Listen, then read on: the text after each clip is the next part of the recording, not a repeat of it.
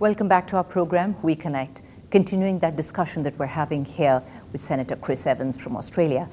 Thank you for not going anywhere, staying right here with me. My pleasure. Now, talking about skills that we were talking about, there are certain parts of India that really can offer very good skills, and trade also has increased considerably, between Australia and India. Do you see this going to another level?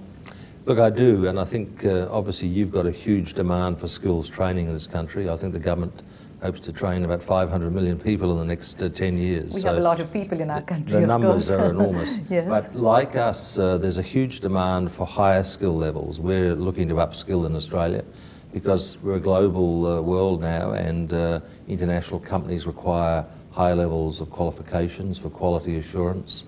So we're investing in increasing our skills quite a bit, and I know India is focused on that as well. So we think collaboration on those areas is going to be an important part of the strengthening of relationships. Right. Can I ask you to outline what you really think in terms of collaboration? What's the direction you think that could go in?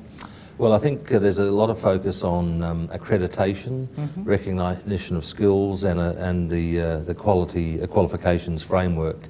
So we've been discussing with the Indian government aligning those things so that the qualifications are recognised in India and Australia and globally. I mean, people want to work internationally, Australians want to work internationally, and Indian people will want to work internationally. And as I say, also international companies require, for quality assurance purposes, qualifications that are recognised. So we're doing a lot of work in those areas, and Australian training providers are increasingly involved in partnerships with Indian training providers to make sure the training is at that international qualification level. Right. Now, relations between our two countries, between India and Australia, have been on the rise and been pretty good for quite a long, long time. Do you think really that this is because of the geographical closeness of these two countries? Look, I think we've got a lot of shared history in terms of British involvement in our countries. We fought in wars together. One and two. Yes, and we, you go to cemeteries around the world, and there's a lot of Indian and Australian soldiers buried together after battles like Singapore, etc. It always strikes me how many battles soldiers fought together in, and so there's strong connections. Obviously, cricket and hockey provide huge links. Oh yes, cricket is the big one. Yes, well, most Australians could name you the Indian cricket side, so my sons are big fans of Indian cricketers, so that's a good link. But the government's very focused on making it much stronger than that, much deeper, and education, I think, will provide that platform, because if you study together, you interact all the time, you develop friendships and research capabilities, and it's a great way of building links between countries. And I think that those ties kind of continue throughout your life, really, not just for that period of time when you were a student. Yes. How does Australia actually view India? Look, I think we haven't known enough about India. I don't think we've had a deep enough understanding beyond the sporting and maybe the political level.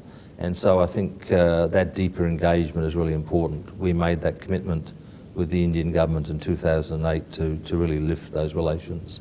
But I think many Australians don't understand the complexity, the ethnicity, the languages, the sort of the cultural life of India. But that's not just about Australians. I think that's about anybody. Yes, no. Well, I think it's so. I think that's starting to develop, and the trade links help with that. We have a lot of businessmen coming to India. We've got a lot of Australian business now working in India, the mining, the construction areas. So I think those links all help develop better understanding. Right. You yourself now are on this visit to India. Do you see yourself coming more often to kind of take this whole thing forward, the Australian-India Education Council forward? Well, we're going to be meeting annually, 1 year in Australia, 1 year in India, and this was the first one held in India, and so that will continue, and the education ministers will always be part of that. So that's a regular institutionalised relationship. but our vice-chancellors and universities are meeting and exchanging all the time. But no, next time I'll probably come as a tourist. My wife was a bit jealous of me coming. You need to bring her. There's plenty of shopping to do here, plenty of good shopping to do. Yes, well, she's very interested in the culture, and she's a great, she's become a pretty good Indian cook in the last few years, so she's a great fan of Indian food. Yes. So hopefully I'll come with more time and with less work focus and more pleasure focus. Yes. Anyway, Indian cuisine has become so popular all over the world. I see it all over in Australia. Now, talking about skills and trade and the deeper understanding of Australia, do you really think that just by a minister coming to this country we can actually improve that? Look, I think that's part of it, but it's part of, I mean, I brought the largest ever education delegation with me. 15 vice-chancellors, Yes, we had 15 vice-chancellors in the Delhi meetings, but I've also brought people involved in skills and training in Australia. And I've also brought industry representatives from the minerals industry, from the manufacturing industry, because we see training increasingly being linked to industry.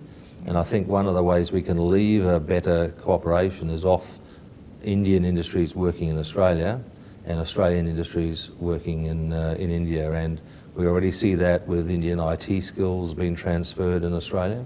A lot of Indian IT companies doing very well in Australia, and increasingly we see Australian mining and construction companies involved in India and training Indian workers to Australian standards. Right. Now, I know it's not your specific area, but let me ask you about the whole visa situation.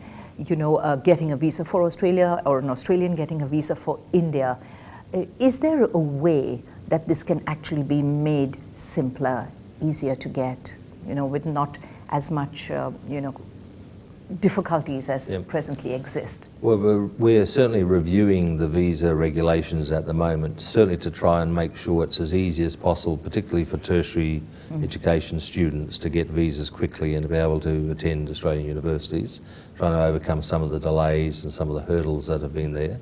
But we have a lot of Indian tourists. As you know, we've got a reasonably sized Indian population in Australia who are doing very well. So there's a lot of family travel and that occurs, but we can always do things better. But one of the things that's happened is Australia's increased its diplomatic representation enormously in Australia since the 2008 agreement. So you know, the Chennai office is much larger now. We have a full diplomatic mission in Chennai. I think we've got 5 posts around India. So our capability in India and our contact in India at a diplomatic level and in terms of visas and other things is much higher than it was. Right. Taking off from what you've just said, obviously Australia is looking at India as a very important player in Asia. Would you agree with that? Look, certainly. I mean, you're a really very strongly emerging economy, large population, really, you know, coming up as a world power, as an economic powerhouse with very large economic growth. So the trade opportunities between the countries are expanding. Indian investment in Australia has gone through the roof. So all of those links are growing, and they'll only continue to grow as the Indian economy matures and your demand for our resources increases and our demand for your manufacture increases. Right. Time again to go for a very short break. We'll be right back with you here on the program.